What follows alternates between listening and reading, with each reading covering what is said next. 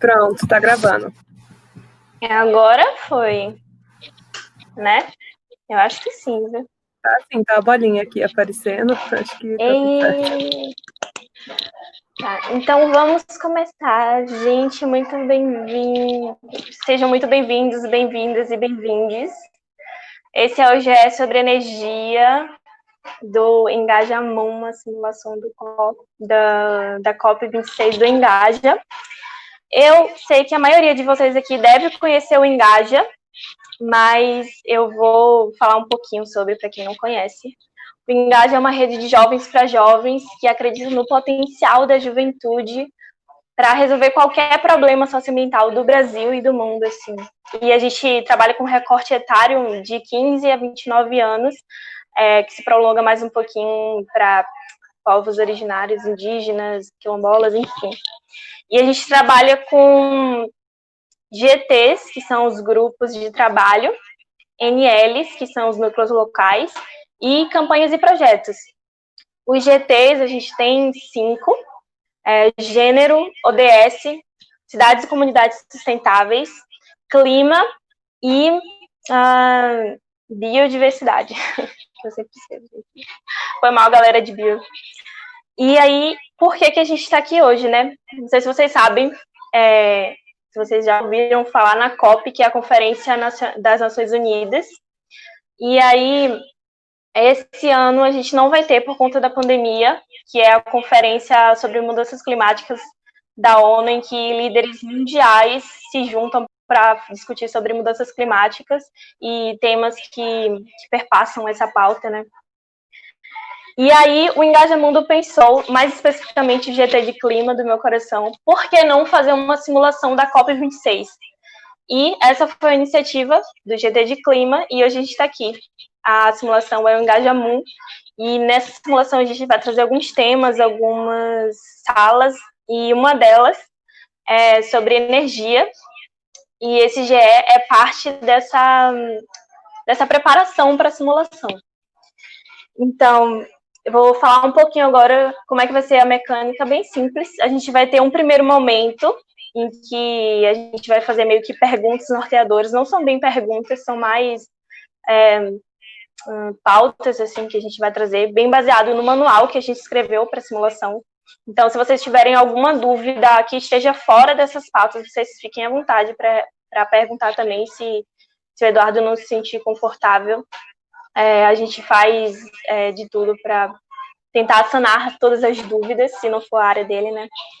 E eu já dei o spoiler de quem é que vai puxar esse GE, né? Quem é que vai falar pra gente sobre energia, que é o Eduardo Ávila. Vou dar uma mini bio aqui.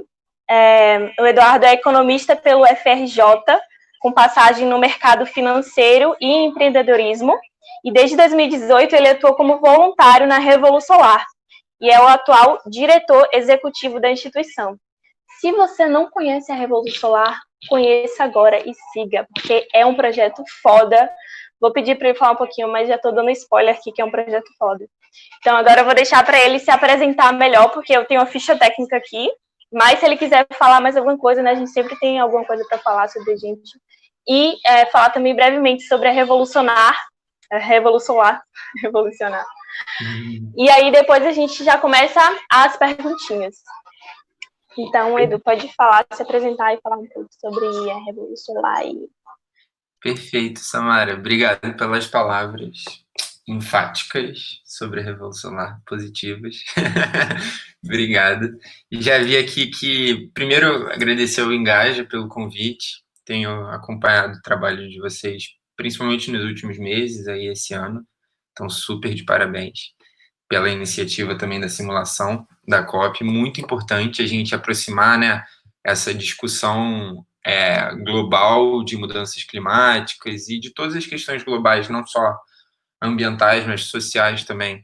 Aproximar da juventude, das pessoas e das comunidades, que normalmente fica, né, só uma discussão no pessoal lá, numa sala fechada, e o resto do mundo está à parte dessas discussões. Então, essa iniciativa de vocês é muito importante, parabéns. Já vi aqui que tem alguns voluntários da Revolução Solar que entraram aqui, o Vitão, o Vitor Schelles, que também atua, já está há 4 anos na Revolução Solar e atua no setor energético também. Muita gente boa. E a Revolução Solar, Samara, como você disse, a gente é uma organização social aqui no Rio de Janeiro, sem fins lucrativos, e a gente tem esse propósito de promover o desenvolvimento sustentável das comunidades de baixa renda aqui, das favelas, através da energia solar. Então, a gente faz instalações de energia solar distribuída, né? A gente pode passar daqui a pouco o que é essa geração distribuída, qual o papel da energia solar. Mas, além disso, que tem um impacto super relevante para reduzir custo com energia dessa população, a gente também tem uma frente de capacitação profissional dos moradores das favelas, como eletricistas, instaladores solares, o que gera muito emprego e renda local e promove o engajamento deles e faz com que a manutenção dos sistemas ali aconteça pela própria comunidade, né? Além de oficinas infantis com as crianças da comunidade também, que a gente faz, além de pesquisas, eventos e advocacy também, representando os interesses da população de baixa renda nesse setor de energia, que é tão abstrato, né, é tão distante, mas, ao mesmo tempo, é tão fundamental no nosso dia a dia. A gente vê agora essa questão nos últimos 2, 3 dias aí do apagão no Amapá, né, como isso impacta serviços básicos e direitos básicos das pessoas. E na favela, apagões são muito frequentes. Todo dia cai a luz lá, horas, e fica dias fora. Então, quando a gente fala de energia, no mundo inteiro tem essa discussão da energia, do acesso à energia, do acesso físico, né, à rede elétrica, que é muito preocupante, é um grande desafio também. Mas aqui no Brasil, a gente tem 99, tanto por cento da população com acesso físico à rede elétrica. Mas qual que é a qualidade? Qual que é a instabilidade dessa rede elétrica, né? Ela cai toda hora, o atendimento é bom, o preço é acessível? Já adianto que não, a resposta é não para essas perguntas todas, para a maioria da população.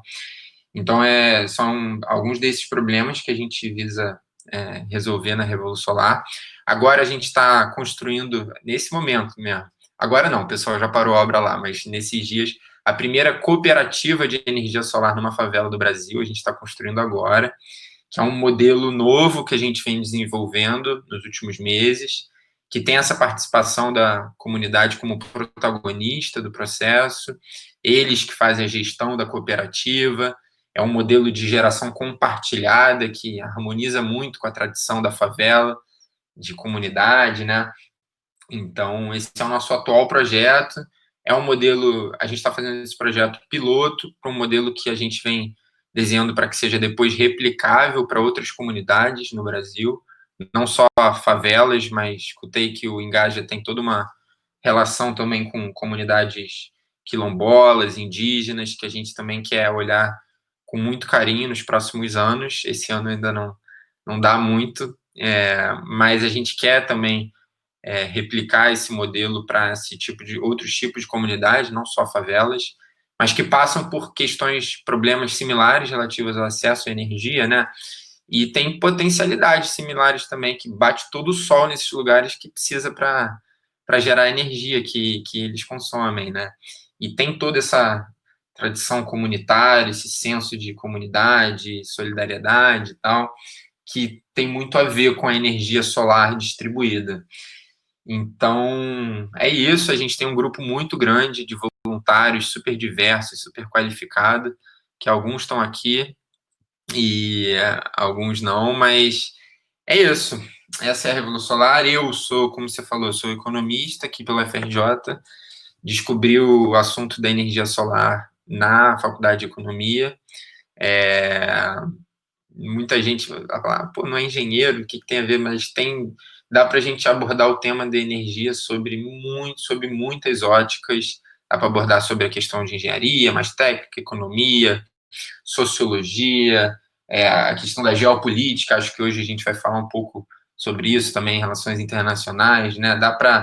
É um tema que é um assunto que é muito relevante na nossa sociedade moderna e dá para olhar sob diferentes óticas, e eu acho que a gente só vai construir um sistema de energia inclusivo e sustentável se a gente realmente olhar por essas diferentes óticas, né? Não só a técnica.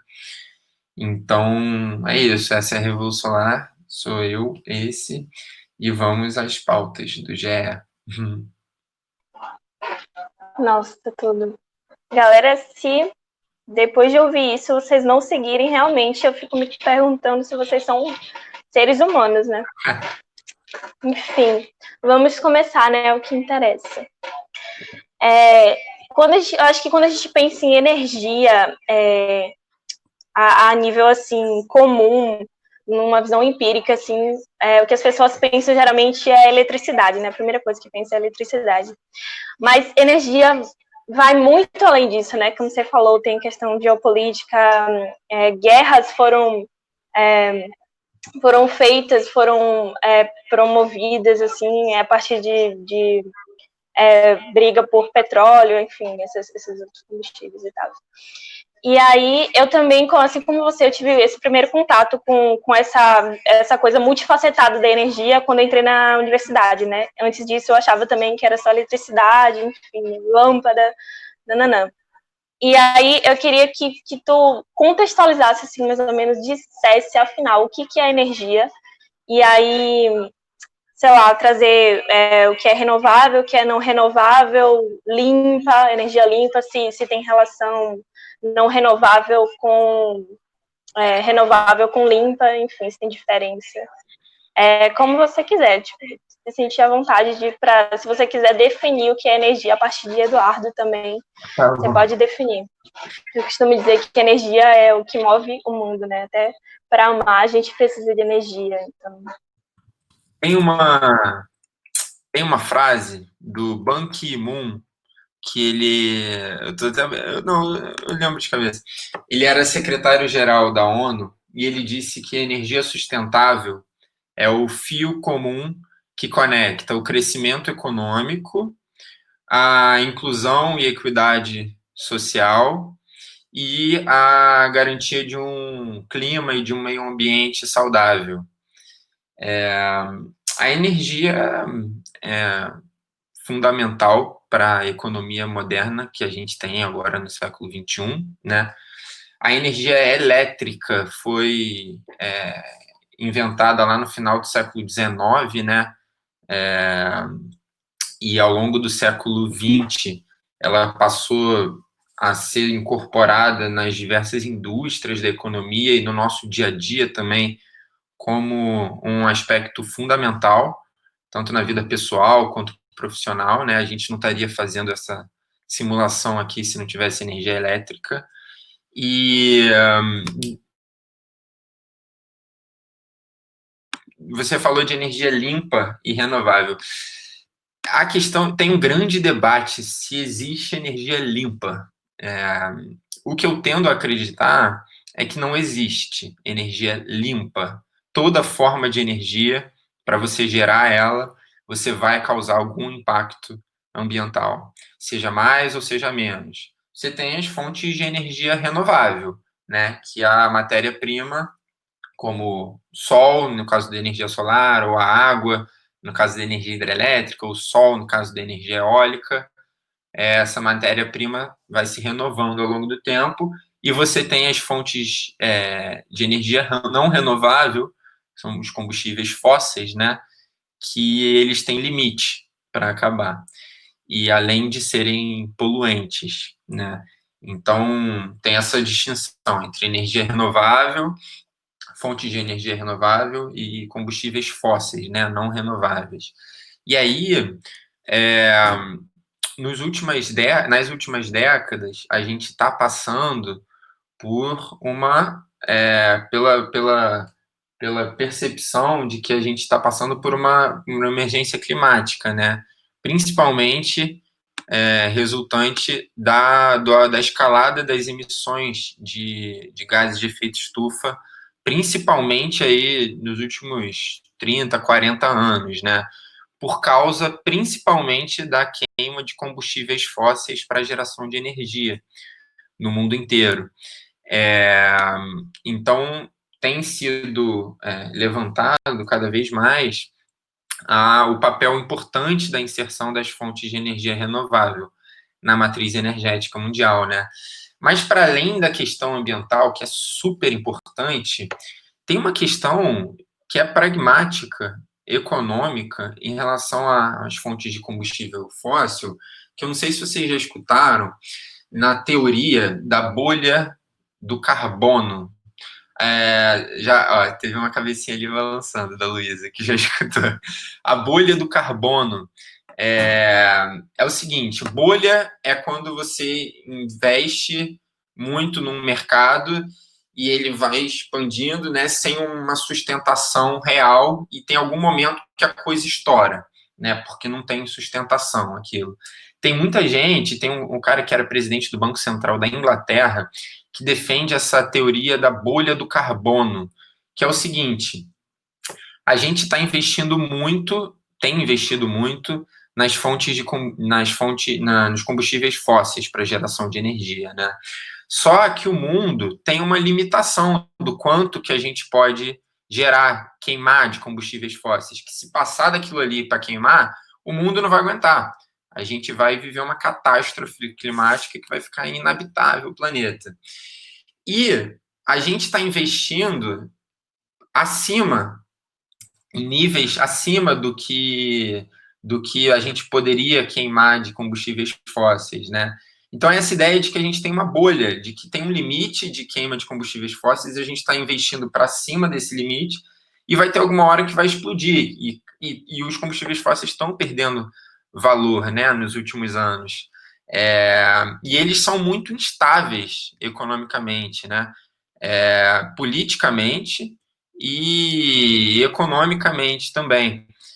Tiveram vários choques do petróleo agora na pandemia, com a queda da demanda do petróleo, teve uma queda do preço do petróleo que tem abalado muito as economias que dependem, os chamados petroestados, né, tipo Arábia Saudita, Venezuela, que dependem muito do petróleo para a sua economia, tem sofrido muita volatilidade. E aí entram as renováveis nesse cenário como uma saída para resolver a crise climática que a gente vive hoje, que é insustentável a gente depender de combustíveis fósseis, né? Mas elas também trazem uma solução para diminuir essa volatilidade política, econômica que os combustíveis fósseis trazem e para garantir uma sustentabilidade social, econômica e ambiental maior. É o chamado tripé da sustentabilidade, né? É o ambiental, o econômico e o social. Por isso que o Ban Ki-moon disse aquela frase, que a energia sustentável é o fio comum que conecta o crescimento econômico, a inclusão social e o meio ambiente saudável. E porque não tem como, a gente não imagina a nossa sociedade, mas sem energia, né? Diminuindo o consumo de energia. A gente tem países que eu tenho um gráfico aqui, eu não sei se eu vou conseguir compartilhar a tela, mas tem já achei aqui o botãozinho. Tem um gráfico que é muito interessante, que mostra, vocês estão vendo minha tela, né? Estamos sim. Tem esse gráfico aí que ele relaciona o IDH, que é o Índice de Desenvolvimento Humano, que é basicamente um indicador que leva em conta indicadores de educação, renda e saúde, e relaciona ele com o consumo de eletricidade. Então, você vê que tem uma correlação positiva entre o consumo de eletricidade e o índice de desenvolvimento humano. E, principalmente, uma adição no consumo de eletricidade tem um impacto maior para o aumento do desenvolvimento humano quanto menos consumo de eletricidade e quanto menor o índice de desenvolvimento humano. Ou seja, é muito importante para países com baixo IDH, países mais pobres, aumentarem o consumo de energia elétrica deles como um todo, mas a gente está vivendo essa transição para uma matriz mais eletrificada, né, de uma energia elétrica tendo maior participação. E o Brasil, a gente está aqui. Então, seguindo o fluxo, para a gente se desenvolver, a gente vai ter que consumir mais energia. E como essa energia é gerada, né? Aí é essa discussão que a gente estava tendo, das fontes de energia renovável versus as fontes de combustível, as fontes de energia renovável versus combustíveis fósseis. Aí aqui eu separei outros 2 gráficos que mostram para a gente a matriz energética no mundo e no Brasil. No mundo, olha aqui, mais que 3/4 da fonte de energia no mundo é fóssil. Fóssil inclui carvão, gás, petróleo e derivados. Então, praticamente toda a energia do mundo é fóssil. Aqui no Brasil, a gente já está um pouquinho melhor. A fonte de energia a partir da água é muito forte, as outras renováveis, solar e eólica, estão ganhando participação, mas então é isso, a gente vai precisar de mais energia. E como é que essa energia é gerada, né? E aqui no Brasil a gente tem um potencial muito grande para gerar energia a partir de fontes renováveis, né?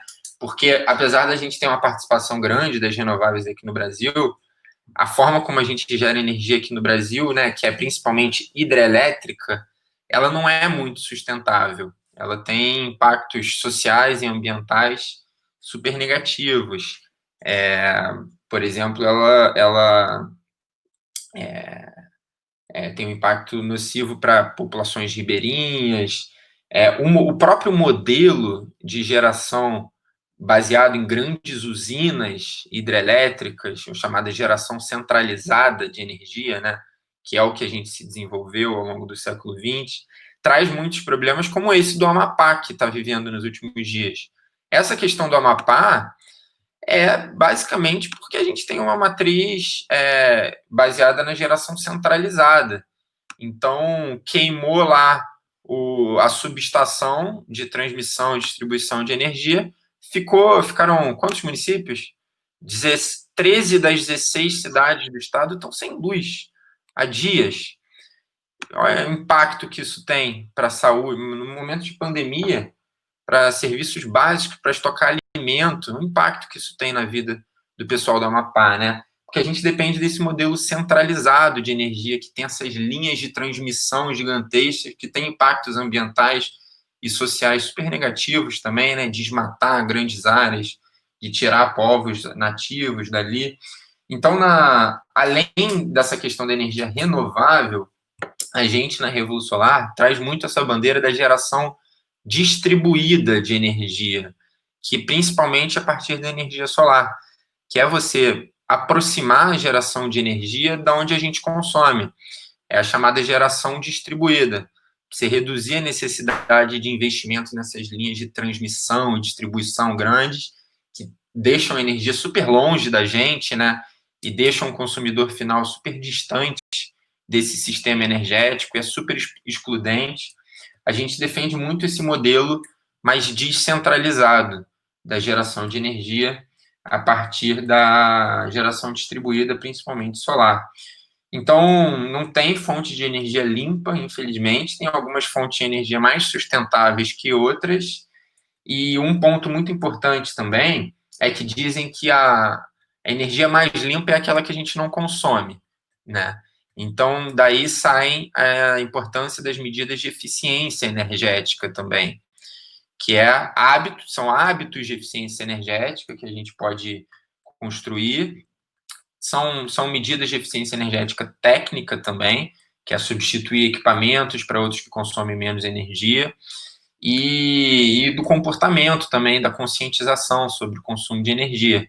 Então, é muito importante que, além da gente descarbonizar a matriz energética, a gente implemente medidas de eficiência energética no consumo também, tá? Isso é muito importante. Não sei, acho que eu respondi, né? Não sei, posso abrir para o pessoal fazer outras perguntas também. Senão, perfeito. Eu só ia pedir para você comentar um pouco sobre a geopolítica, né? Eu li uma vez que as fontes de energias fósseis são ainda grande parte da economia mundial, assim, move ainda grande parte da economia mundial. Queria que você falasse um pouco sobre geopolítica e tal, a relação entre os países, talvez, e enfim, não sei o que você sentir à vontade. Acho que depois disso tem uma pergunta só. E aí a gente pode abrir para o pessoal que está na chamada. Isso é muito importante, Samara, a questão da geopolítica e da dependência dos fósseis, porque durante o século XX o petróleo alimentou tudo, né? Além da questão da mudança climática, a questão da geopolítica e da economia. Durante o século XX, toda a disseminação de carros, da indústria, disso tudo, foi o petróleo que alimentou, né? Todas as guerras, a maioria das guerras, do sistema econômico e geopolítico que a gente construiu no século XX foi alimentado pelo petróleo. E agora a gente está passando por essa chamada transição energética, né? Que é a transição de uma matriz baseada em combustível fóssil para uma matriz mais renovável, principalmente, a chamada descarbonização da matriz. Mas isso traz uma mudança na ordem global assim muito forte, né? Falar em economia e pandemia, por exemplo. Quando, agora na pandemia da Covid-19, a demanda por petróleo no mundo caiu mais de 1/5 e os preços de petróleo despencaram. Até está tendo uma recuperação agora instável, mas a gente voltar ao velho mundo de antes é muito difícil, né? Então, por exemplo, tem uma empresa chamada ExxonMobil que foi expulsa do Dow Jones Industrial Average, que é um índice lá dos Estados Unidos, que eles eram membros desde 1928, eles foram expulsos. E você tem, o que eu já falei antes, né, dos chamados petroestados, que são governos que dependem basicamente de petróleo, como a Arábia Saudita, que precisam de um preço do barril de petróleo na ordem de 70, 80 dólares para equilibrar o orçamento fiscal deles, e hoje o barril está em 40 e poucos. Então, você tem grandes estados nacionais que dependem do petróleo passando uma vulnerabilidade gigantesca. Aqui no Rio de Janeiro, onde eu estou, Niterói, também alguns outros estados, dependem muito dos royalties de petróleo, né? É uma vulnerabilidade econômica isso aí. E é uma dependência de um insumo que a gente falou antes que é limitado, que vai acabar. A gente não pode continuar investindo nisso porque tem limite. E quem viu economia sabe, a gente teve os dois choques do petróleo, né? Que é a diminuição dos preços do petróleo em 2020, no século XX, que abalaram muito a nossa economia, que a gente depende muito do petróleo também. O mercado financeiro está acompanhando isso. As ações de empresas de energia renovável se valorizaram 45% em média esse ano. Então, é uma questão econômica positiva também, tem muito investimento indo para essa área. A União Europeia está indo muito forte nesse sentido de uma agenda de energia sustentável.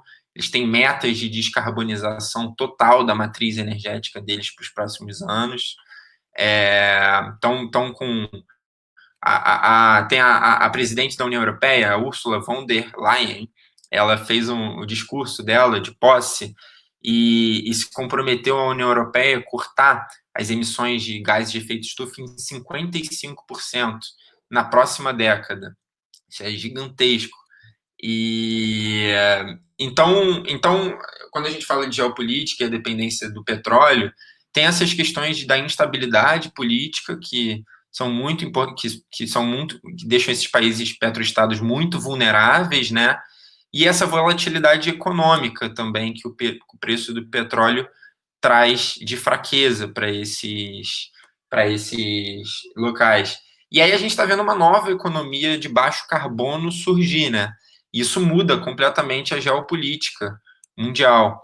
E a gente está vendo aí a emergência, por exemplo, da China, que é uma enorme fabricante de equipamentos e de componentes que são chave nessa indústria e de desenvolver novas tecnologias.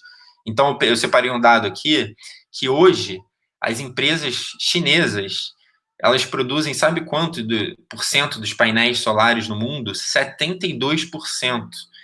E 70% das baterias do mundo são produzidas na China. E então eles estão dominando.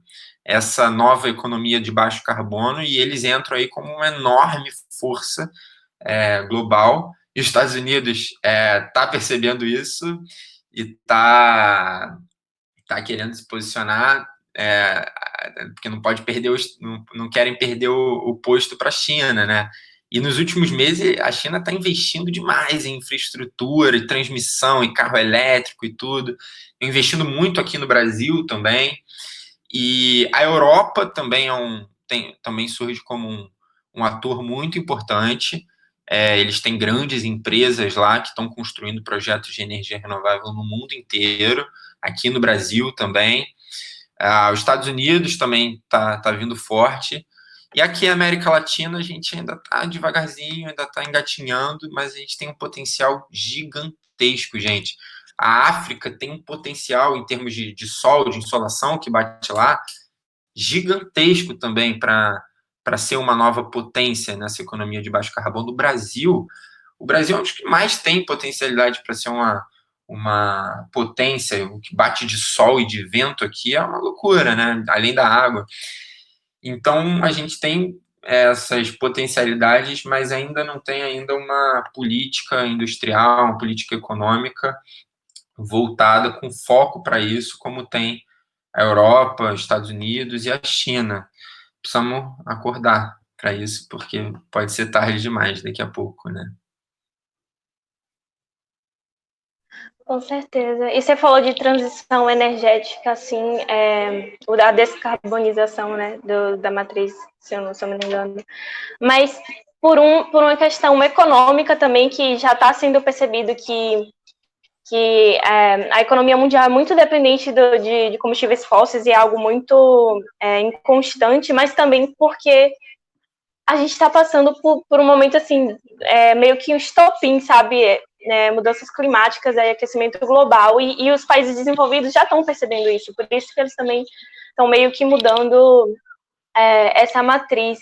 E saiu um relatório, o último relatório, o quarto do IPCC, que, tipo assim, declarou emergência climática, e com mais de 160 cientistas de mais de 153 países, e a gente ainda tem governantes como, sabe, Trump e Bolsonaro, que negam o aquecimento global, que tem essa política de negacionismo até com a própria pandemia, que a gente viu isso. Enfim, eu queria perguntar a última, gente, prometo. Tipo assim, como a gente vai fazer uma simulação e tal, não sei, eu queria saber se tu tem alguma dica, assim, de pesquisa, uma espécie de lugar onde a gente pode encontrar dados dos países, de, sei lá, um ministério de Minas e Energias dos países, assim, não sei, um lugar onde as delegações possam encontrar dados desses países sobre energia, para eles poderem também, sei lá, ter uma simulação bem realista, assim, na medida do possível. Eu acho que é isso. Sim. Vamos lá. Depois. Eu recomendo muito que vocês leiam a penúltima revista da The Economist, eu acho. Eu não sei se foi a última ou a penúltima, mas é do final de setembro. Não, então é antepenúltima, já deve ter tido umas 2 ou 3 depois. Mas é uma capa verde da The Economist, chama 21st Century Power, How Clean Energy Will Remake Geopolitics. É uma capa da The Economist sobre isso. E eles têm alguns textos na revista que falam sobre esse assunto. Agências internacionais, tem a IEA.org, que é a Agência Internacional da Energia. Eles têm muitos dados relevantes. Tem o Energy Outlook, que é um estudo que se faz todo ano sobre esse cenário macro da energia no mundo. Tem a IRENA, que é a Agência Internacional de Energias Renováveis, também, que publica todo ano reportes. Eles publicaram agora sobre a questão da geração de empregos no setor de energia renovável, que mostra como a energia solar é a que mais gera emprego entre todas as fontes, além da questão ambiental. Então, tem uma outra também que é mais para a questão econômica, que é o BNEF, que é o Bloomberg New Energy Finance, que eles publicam todo ano também pesquisas super importantes, fazendo um overview assim desse tema. Então, mas aí aí se for trazer para o Brasil, você tem a EPE, que é a empresa de pesquisa energética, que faz publicações super interessantes sobre o tema também, e projetando para onde o Brasil deve e pode ir nos próximos anos e décadas. E lá nos Estados Unidos, você tem o DOE, que é o Department of Energy, o Departamento de Energia, que é super forte, tem um trabalho de altíssimo nível. É isso. Era essa a pergunta? Fontes de informação? Tem essas principais aí. Era isso mesmo, arrasou. Tá. Peguem essa dica, tá, galera? Eu acho que a gente pode abrir para perguntas. Já falei demais, inclusive. Gente, quem quer fazer uma pergunta, a hora é essa. Pode. Gente, calma, um de cada vez, tá? Senão a gente não consegue ouvir. Vocês podem digitar ou abrir o microfone. Eu queria fazer uma pergunta. Sei que o foco aí da Revolução Solar é mais energia solar mesmo, mas quando eu estava executando um dos projetos de consultoria, no Rio Grande do Norte, que é uma superpotência, né, tanto para energia, geração de energia eólica quanto solar, um dos principais pontos citados, assim, como negativos lá, era o fato que eles alegavam que a geração de energia eólica ela não conseguia ser compatibilizada com outros usos de terra. Então, eu queria uns comentáriozinhos nesse sentido, porque, na verdade, quando eu fui fazer uma pesquisa de campo lá, foi verificado que não, que na verdade dá para fazer uma certa compatibilização, assim. Eu queria que você comentasse um pouquinho nesse sentido, assim, não só da energia eólica, né, mas as outras, alguns impactos principais que elas têm, assim, as ditas limpas, mas que têm, claro, seus impactos socioambientais. Claro, com certeza. E é muito importante a gente ter essa visão crítica, né, Giovana? Porque não adianta nada a gente trazer uma nova matriz de energia que tragam novos problemas. E eu acho que você está certo, a gente tem que ser muito crítico, sim, quanto à inclusão, sim, da energia solar e eólica. Não são só flores, trazem problemas que têm que ser resolvidos. Dá para resolver esses problemas, não é que não dá. Tem um documentário do Michael, que foi produzido pelo Michael Moore, alguns de vocês já devem ter visto, que é o Planet of Humans, Planeta dos Humanos. Alguns já viram, que ele traz essa crítica à inserção das energias renováveis, que trazem muitos problemas também, e ali ele destrincha mais. Eu acho meio demais, assim, a crítica que ele fez, porque parece que, ok, então a gente não, tipo, ele não dá solução nenhuma. Acho que, ok, tem que levantar as críticas, tem que ser crítico, mas dá para resolver também os problemas. E aí, em relação à eólica, por exemplo, essas pás gigantescas que rodam, tem muito a crítica que elas matam passarinhos e pássaros e animais que voam ali nos entornos, né? Tem uma outra crítica também que é a poluição sonora, que ela dá um barulhão gigantesco, né? Tem outra crítica que é, por exemplo, o desmatamento que ela precisa fazer para você implantar esses grandes parques eólicos e a remoção de comunidades nativas que estão ali para você implantar esses enormes parques eólicos, né?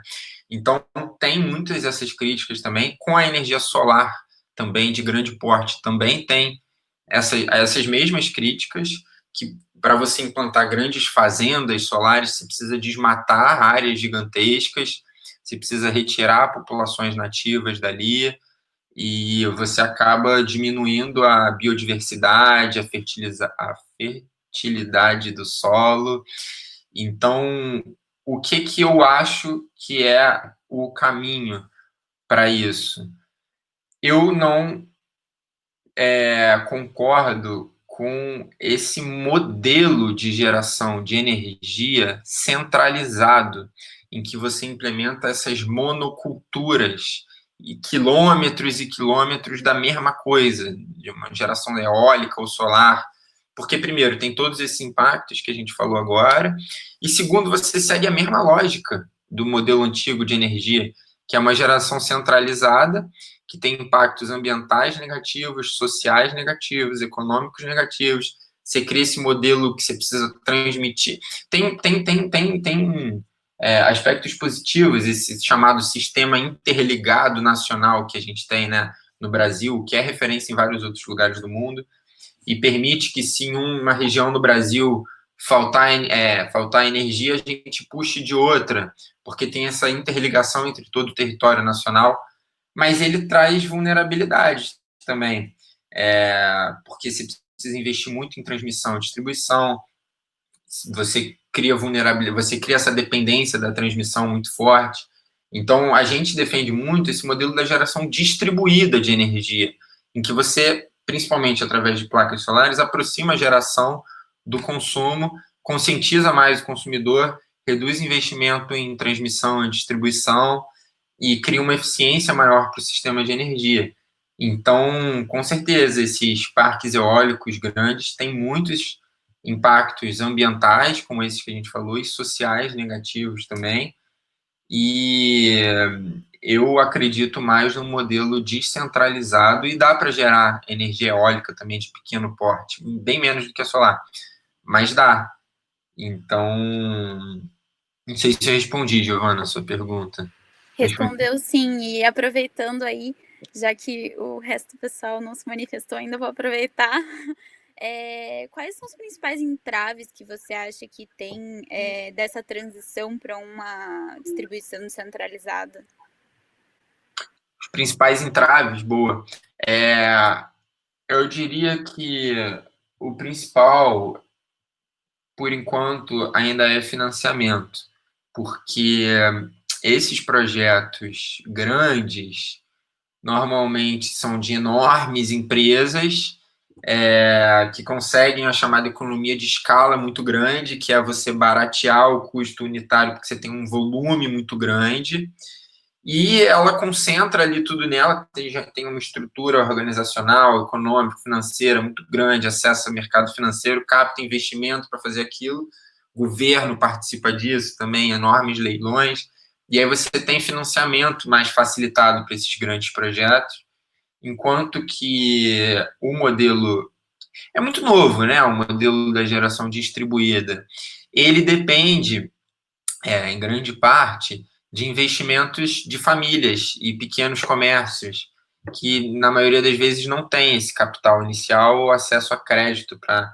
para financiar a implantação desses sistemas de menor porte. E acabam também, por uma questão cultural e comportamental e de conhecimento, não sabem que aquilo é bom economicamente para eles, ou se sabem por questões de comportamento, de adiar a coisa, porque a gente sempre quer o benefício agora, né? Então, a gente ter que investir numa coisa e abrir mão de um consumo agora, de alguma outra coisa, para ter benefícios futuros em economia na conta de luz, instalar energia solar na nossa casa, fica uma coisa meio abstrata, meio distante, e as pessoas acabam não fazendo investimento. Então, eu diria que as principais barreiras, principal é financiamento ainda, modelos de negócio que financiam esses sistemas de energia solar distribuída para famílias e pequenos comércios e não deixam esse peso do investimento inicial todo com eles. E também uma questão cultural e de conhecimento, porque é uma tecnologia muito nova, é um modelo muito novo, que existe no Brasil tem 5, 6 anos, enquanto que esse todo já tem décadas e décadas de desenvolvimento. Então, o tempo, com certeza absoluta, vai trazer o desenvolvimento desse modelo, não tem a menor dúvida, porque é isso que está acontecendo no mundo inteiro, faz todo sentido, econômico, social, ambiental, mas é uma questão de tempo ainda, mas vai acontecer.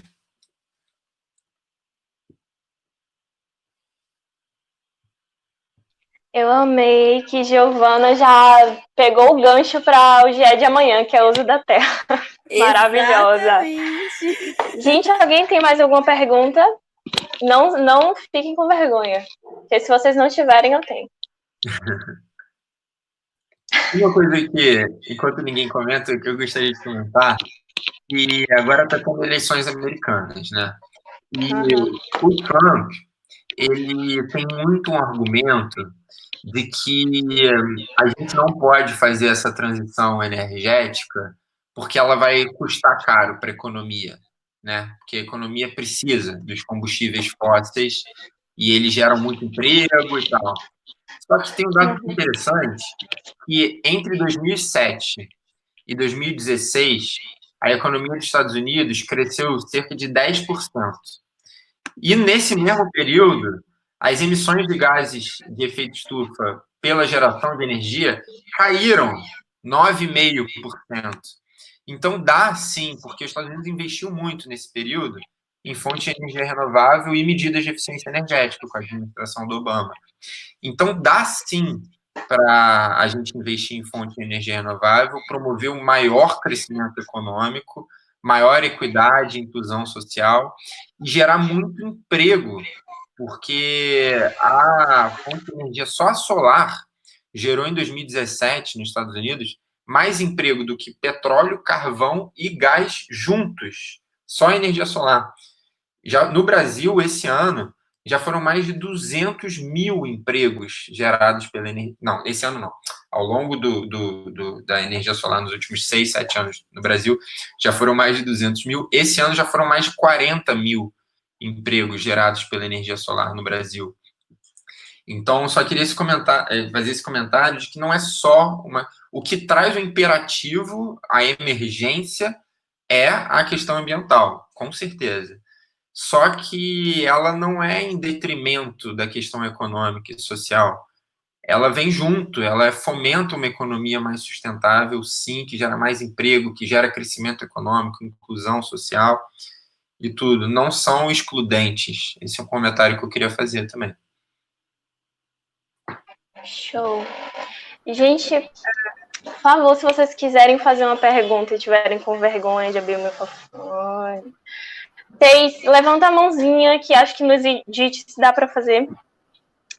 Por enquanto eu vou falando aqui, que eu falo demais, né? Ei, eu tenho aí, ó. Vai, mulher. Né? Eu gosto Eu acho que era mais um comentário até do que uma pergunta, né? Porque eu acho muito interessante, né, esse que o Eduardo acabou de falar, né? Porque muitas pessoas elas falam sobre o custo que é essa transição energética e tudo mais. E eu acho engraçado que assim vem surgindo até uma nova área inteira assim chamada que é economia do clima, né? Climate Economics, que está chamando assim. E eu estudo, no caso, mais litigância climática, mas isso é uma coisa que eu tenho visto, assim, em alguns casos que é super interessante, que é o fato de algumas litigâncias, né, algumas pessoas irem a tribunais para tentar barrar projetos de expansão como construção de aeroportos, construção de infraestrutura, utilizando justamente esse argumento econômico, dizendo que, assim, todos os planos que foram feitos eles não levavam em conta, principalmente, essa questão de como as mudanças climáticas vão afetar o clima e como acaba ficando até mais caro você abrir tal projeto, você tentar estabelecer tal iniciativa que tenha um alto custo de carbono, do que você chegar e tentar fazer algo verde, ou então você chegar e o caso que eu tinha pegado era mais uma questão de um aeroporto que estava querendo se expandir, mas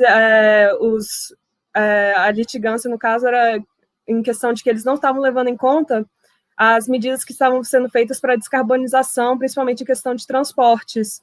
Quer dizer, dizendo que provavelmente os fluxos aéreos eles poderiam cair e que isso poderia causar menos lucro para o aeroporto, que eu acho que é algo super interessante, assim, de você ver essa ótica também econômica. E eu acho que o Eduardo, que é economista também, ele deve ter 1000 coisas para falar nesse sentido, assim, super interessante.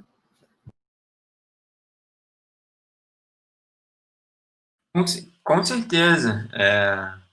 Essa introdução da questão climática na discussão dos rumos da economia é um dos assuntos mais relevantes hoje do mundo. Teve um Fórum Econômico Mundial de 2016 ou 2017, que foram mais de 750 economistas entrevistados e perguntados qual que eles viram que era o maior risco para a economia global. E o número 1 foi a questão climática, a emergência climática, de mudanças climáticas. Por que isso? A gente não pode mais depender de combustíveis fósseis por uma questão de sustentabilidade de longo prazo mesmo. A gente não pode mais queimar as fontes, o estoque de combustíveis fósseis que a gente tem para gerar a energia que a gente precisa nas próximas décadas. Não pode. Então, o ambiental e o social estão muito juntos. Porque a gente não tem uma economia que se sustenta no longo prazo dependendo da matriz fóssil. Então, tem tudo a ver isso. E aí os planos agora de retomada pós-pandemia é o que tem se chamado da retomada verde, né? Que é você investir em infraestrutura verde para geração de emprego, para geração de renda e para essa sustentabilidade nos 3 pés maior na nova economia de baixo carbono que a gente está construindo, ainda muito lento, mas com certeza é esse o futuro, ou é esse ou não é nada, né? Enfim, tem que ser.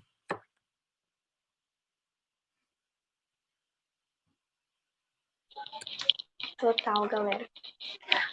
Eu não sei se o Eduardo precisa sair, porque já são 8 horas.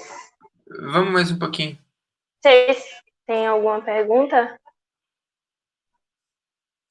Por favor, não se envergonhem.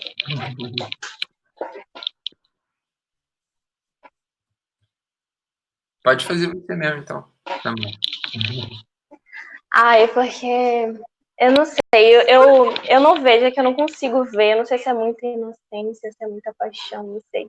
Eu não consigo ver o lado ruim da energia solar, assim, porque, cara, se a gente for criticar as fontes renováveis de energia, a gente vai ter que, tipo, parar de produzir energia, parar de demandar energia, porque se a gente for ficar pensando, vai impactar nisso, tem vários impactos ruins que a energia renovável pode trazer.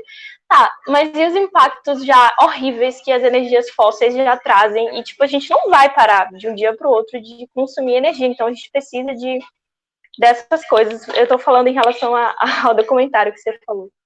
Mas eu queria saber, assim, sinceramente, do fundo do meu coração, qual é a desvantagem da energia solar? Porque, tipo assim, eu não consigo realmente enxergar, assim, no nível ambiental de impacto, eu não consigo realmente enxergar qual é o defeito da energia solar, gente, pelo amor de Deus. São 2 principais, Samara.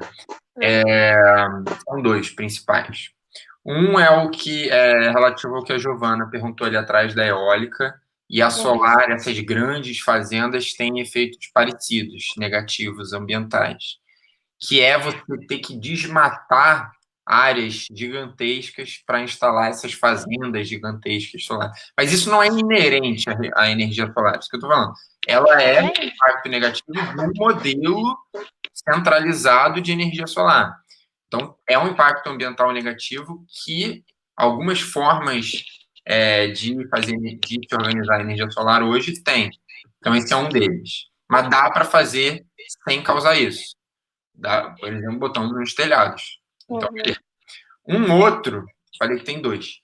Um outro é no processo produtivo das placas de energia solar. Elas usam principalmente silício e outros minerais, e tem uma grande crítica que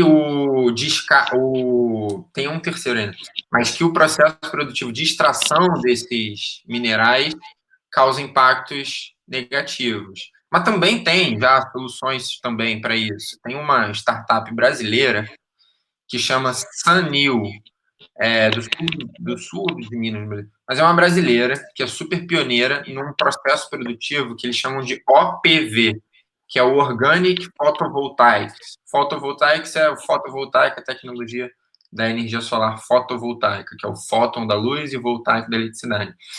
E eles usam bem, eles têm bem menos pegada de carbono, usam menos água, têm um processo produtivo mais sustentável e tal. Então dá para a gente desenhar um processo produtivo mais sustentável, mas tem que ficar atento a esses problemas também. E tem um terceiro, eu falei que são dois, mas são três, que é o descarte também dos painéis. Depois, eles têm uma vida útil longa, de no mínimo 25, 30 anos. A gente ainda não está vivendo esse problema de uma forma tão ampla, porque energia solar, de forma difundida, tem bem menos do que isso, então os painéis ainda estão novinhos, a maioria deles, mas daqui a pouco eles vão ficar mais velhos e vão precisar ser descartados. E aí, o que a gente faz com esse lixo também? A gente tem que ficar atento. E também já tem soluções surgindo, que são processos de reciclagem, reuso desses painéis. Tem empresas surgindo e olhando isso como um modelo de negócio também, a reciclagem desses painéis. Mas é um outro ponto assim, que a gente tem que ter em mente, que é crítico, porque de nada adianta trazer uma solução que resolve os problemas, mas traz outros, né? Mas é isso, a solução está por aí, sim, eu acho, por introduzir energia solar no modelo distribuído, mas olhando esses potenciais impactos negativos que ela pode trazer e resolvendo eles também. Massa. Então é isso, não tem defeito, é só se o ser humano sabe usar da maneira errada. Eu acho que tem muito mais a ver com o fato de não quererem mesmo, né, fazer isso. Porque eu acho que a gente tem essa capacidade de melhorar ao ponto de diminuir o máximo possível os impactos, né? Com certeza. Com certeza. Dá, só que dá trabalho, né? E às vezes investir nessas grandes usinas e não ligando para esses outros traz mais lucro no curto prazo. E é o que a maioria das empresas tá ainda interessada. Então, a gente tem que trazer essa visão de sustentabilidade, né? Que é olhar para o longo prazo, olhar para o social, para o ambiental, para o econômico juntos. Mas dá para a gente construir soluções sustentáveis para a energia com toda certeza.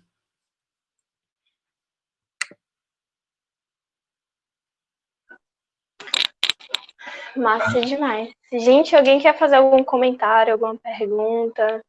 Tem um comentário no chat, amiga. Você lê? Amiga, eu sou péssima com giz. Pelo amor de Deus, lê pra mim. Eu achei aqui. É da Bruna Lopes. Eu acho que a Bruna Lopes é a Bruna da Revolução Solar, né? Bruna, se for isso, botou ali que é isso, sou eu.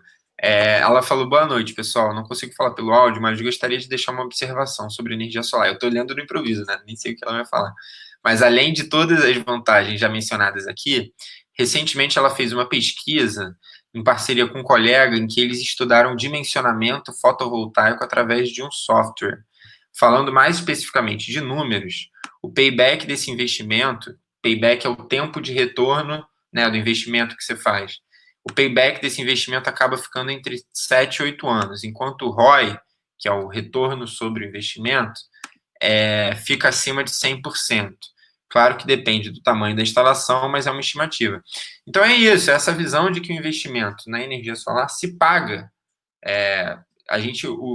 Só um último contexto econômico, assim. Aqui na cidade do Rio de Janeiro é onde é o lugar mais vantajoso economicamente do Brasil para você fazer instalações de energia solar. É onde esse tempo de retorno do investimento é mais rápido. Aqui no Rio está, inclusive, Bruna, entre 3 e 4 anos. E as placas duram 25, 30. Então, em 3 ou 4 anos, economizando na sua conta de luz pelos painéis solares, você paga o investimento deles e depois é só lucro. E aqui no Rio de Janeiro, por que isso? Porque aqui no Rio de Janeiro, a tarifa de energia elétrica que é cobrada das casas mais do que dobrou na última década, aumentou 105%. E no mesmo período, os custos dos equipamentos de energia solar caíram 85%. Então, a gente está falando de uma energia cada vez mais cara, que é a tradicional, e de uma outra cada vez mais barata, que é essa sustentável. Além do privilégio que a gente tem aqui de radiação solar no Rio de Janeiro, né? Nas favelas, principalmente. Então, acho que esses dados da Bruna e esses que eu trouxe só reforçam essa ideia de que a transição energética para uma matriz mais limpa, ela se sustenta do ponto de vista econômico também. Ela é melhor para a economia, além disso tudo, gera emprego, muito mais emprego do que as outras, gera mais eficiência, mais inclusão social, mais equidade social, além da necessidade urgente de resolver essa emergência climática que a gente está, né? E acho que faz muito sentido, na verdade, falar disso, porque se a energia solar, as renováveis estão ficando mais baratas, significa que vai ser menos dinheiro nosso para o governo. Então faz muito sentido eles não quererem.